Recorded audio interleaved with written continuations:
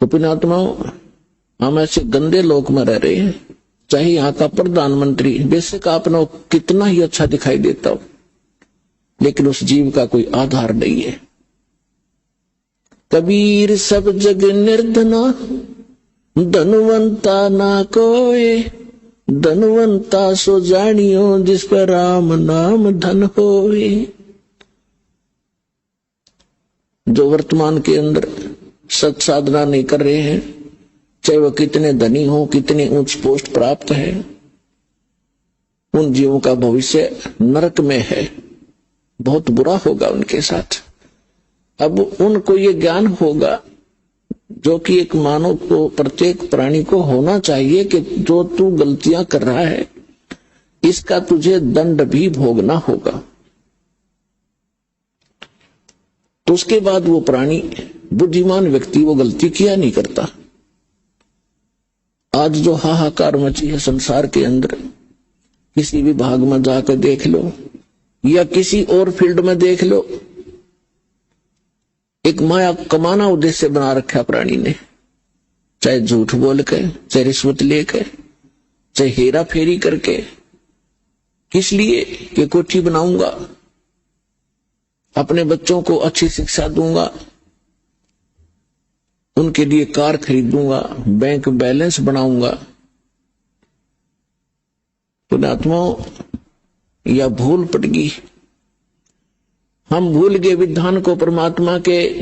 मासा घटे न तिल बध, विदना लिखे जो लेख, सच्चा सतगुरु मेट करवाई ऊपर मारे मेघ।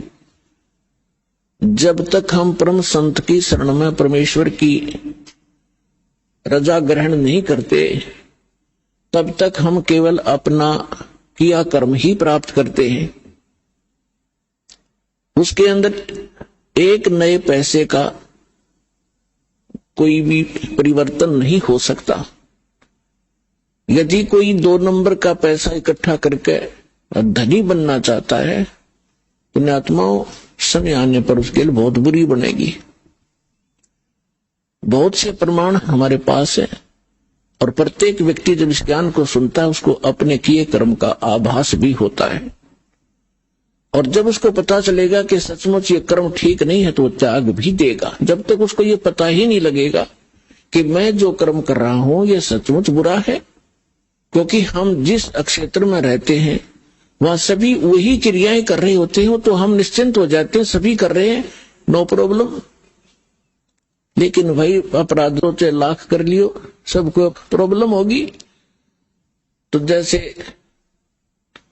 एक व्यक्ति जब इस ज्ञान से परिचित हुआ, ज्ञान से भी तभी परिचित हुआ जब उसका सर्वनाश हो लिया। वैसे तो हम भगवान को एक सेकेंडरी थिंग मानते हैं, देख लेंगे टाइम मिला तक भी मत्था टेक आवांगे, किसी गुरु जी के पास चले जावांगे, बाकी समय अपना धन कमाएंगे। और वो भी उसके लिए वरदान होता है जब उसके ऊपर ऐसा कहर टूट जाए, भगवान की याद आ जाए। एक व्यक्ति बता रहा था कि मैं घना निकम्मा आदमी था, अब पता चला कि मैं निकम्मा था। जब तक मैं घना अच्छा मान रहा था अपने आप को। मेरी एक टेप रिकॉर्डर की दुकान थी, रिपेयर एंड सेल की। उस समय ये सोनी की कैसेट चली थी, बहुत पुरानी बात है, और वो बहुत कॉस्टली होती थी, 30-30, 35-35 रुपए की आती थी। और मैं वो डुप्लीकेट तैयार करता था एज इट इज, जो मुझे इंक्लूडिंग रिफल और उसका कवर 2 रुपए की पड़ती थी, मैं 32 रुपए लेता था। तो भोली आत्मा 35 की बजाय 32 में मेरे पास लेने आते थे, और फिर वो कुछ दिनों में खराब हो जाती। तो मैं कहता भी देख ले कंपनी की है, मैं क्या करूं, तेरे टेप में गड़बड़ होगी। बहुत से पैसे इकट्ठे किए, इकलौता पुत्र था, सोचा था बच्चे को घना धनी बनाकर मरूंगा, इसको सारी सुख दूंगा। वो बच्चा ही बीमार हो गया, लड़का इकलौता पुत्र था। आसपास के डॉक्टरों को दिखाया, इलाज शुरू हो गया। इसके पैरेलल झाड़े झपटे वालों के पास भी, और अपनी जो पूर्व पूजा करते थे उनके परंपरागत पूजाएं थी, वहां भी सब क्रियाएं करवाई। ऑल इन वेन, सब असफल रही और पैसा बाढ़ की तरह भून रहा था। फिर बच्चा बहुत कमजोर हो गया। 1 वर्ष लगभग ट्रीटमेंट ऐसे चलता रहा। कभी थोड़ी सी राहत मिल जाए, फिर ज्यादा हो जाए, फिर राहत मिल जाए। जो मैंने पैसा कमाया था वो सारा का सारा जा रहा था, लेकिन मेरी समझ में नहीं आ रहा था अब फिर कमा लूंगा एक बार बेटा ठीक हो जाओ। फिर क्या पता चला कि उसके दोनों किडनी फेल होगी। ऑल इंडिया इंस्टीट्यूट दिल्ली ले गया। उन्होंने बताया कि अति शीघ्र ट्रांसप्लांट कराओ, नहीं तो बच्चा नहीं बचेगा। जैसे तैसे किसी से कह सुनकर और एक गुर्दा प्राप्त किया। कोई सब इच्छा से दान करने वाला मिल गया। फिर भी उसके खर्चा बहुत हुआ, यानी उस समय 3.5 लाख रुपए मेरे उस गुर्दा के बदले बदलाने में लग गए। और पहले और खर्च हो लिया गना। जो मेरे पास धन था, वो मकान था, वो सब बेच दिया, किराए पर रहने लग गया। अब बेटा ठीक हो जाए फिर कमा लूंगा। तो कहने का भाव ये है कि लड़का स्वस्थ हो गया, गुर्दे सफल हो गया गुर्दा उसका। फिर गांव में एक प्लाट था, वो बेचकर शहर में छोटा सा मकान भी बना लिया। बच्चे के विवाह की तैयारी थी, अच्छी शिक्षा ग्रहण करवाई थी उसको और अच्छी नौकरी की अपॉइंटमेंट भी उसकी हो गई थी। विवाह की तैयारी कर रहे थे, खूब सारी धूमधाम से कार्य किए जा रहे थे। वो लड़का एक अपनी कार में जा रहा था, एक गाड़ी से टकरा गया ट्राले तक, यानी बस दुर्घटना में उसकी मृत्यु होगी। बस में जा रहा था। अब इकलौता पुत्र था जिसको सुखी देखना चाहता था, दुनिया को लूट रहा था। फिर मेरा वो लड़का भी ना रहा, टक्कर मार के रो रहा था।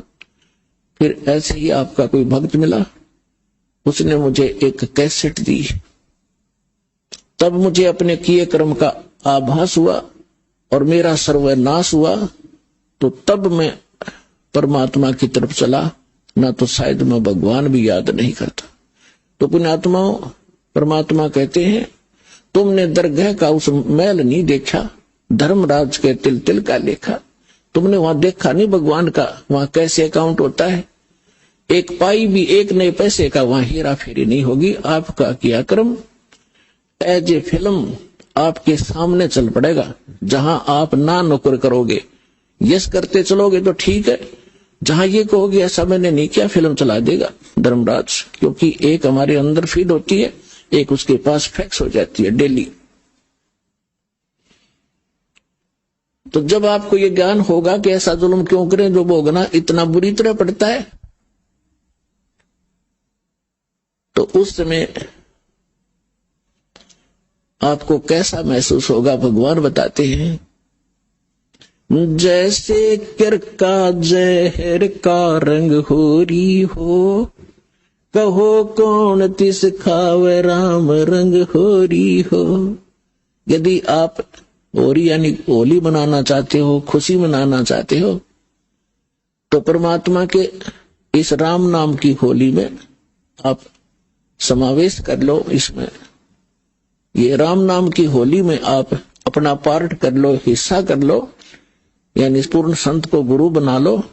और यदि आप यहां भी सुखी होना चाहते हो, परमात्मा की शरण ग्रहण करो और फिर परमात्मा के ज्ञान के आधार से भक्ति करोगे, दान धर्म करोगे, तो आपको वो समर्थ परमात्मा आपके भाग्य में ना होगा तो भी देगा।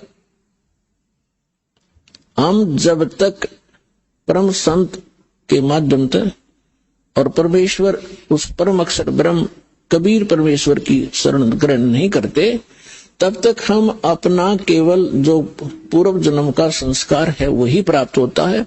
चाहे बुरा है तो बुरा मिलेगा, अच्छा है तो अच्छा मिलेगा।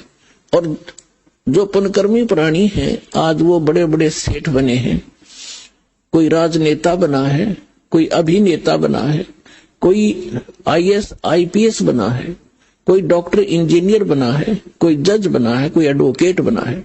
तो ये पिछले जन्म के घने पुण्यकर्मी प्राणी हैं और ये सारा जीवन खोटे कर्म करें। चलो सभी तो नहीं करते, चाहे वो सारे जीवन में कितनी गलतियां करें, कितने 2 नंबर के काम करें, उनके पिछले पुण्य उनको प्राप्त होंगे ही होंगे। और उनको एक सबसे बड़ा धोखा ये रहेगा कि हमारा कुछ बिगड़ा को नहीं, हमारा क्या बिगड़ गया, वो फलाने ने ऐसा कर दिया, दकड़ियों ने ऐसा कर रहा था, राज भी वो सुखी है।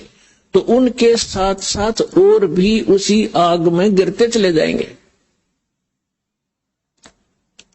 लेकिन जब हम परमात्मा के विधान से परिचित होंगे कि जब तक आपके पुण्य चलते हैं, आप चाहे डाके मारो, चाहे हत्याएं करो, चाहे बकरे मारो, मांस खाओ, शराब पियो, झूठ बोलो और चाहे 2 नंबर के काम खूब करो, आपके पूर्व जन्म के पुण्य आपको मिलते रहेंगे। और जिस समय वो पुण्य क्षीण हो जाएंगे, फिर पाप का दौर शुरू होगा। फिर देखना क्या कहर टूटेगा उस घर के, उस प्राणी के ऊपर। यदि वो मनुष्य जीवन भी ठीक ठाक निकल गया तो घने पुण्य थे उसके, लेकिन पापों का ढेर उससे घना है भी। वो नेक्स्ट जीवन में भक्तिहीन प्राणी कुत्ते की योनि में जागा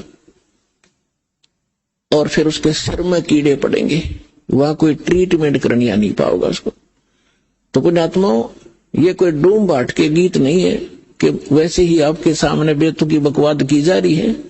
परमात्मा का वो गूढ़ रहस्य और यथार्थ विधान आपके रूबरू किया जा रहा है, जो खुद भगवान ने बताया और जिनको परमात्मा मिले उन महापुरुषों ने बताया। और ये दास केवल एक टेप रिकॉर्डर का काम कर रहा है, उनके बताए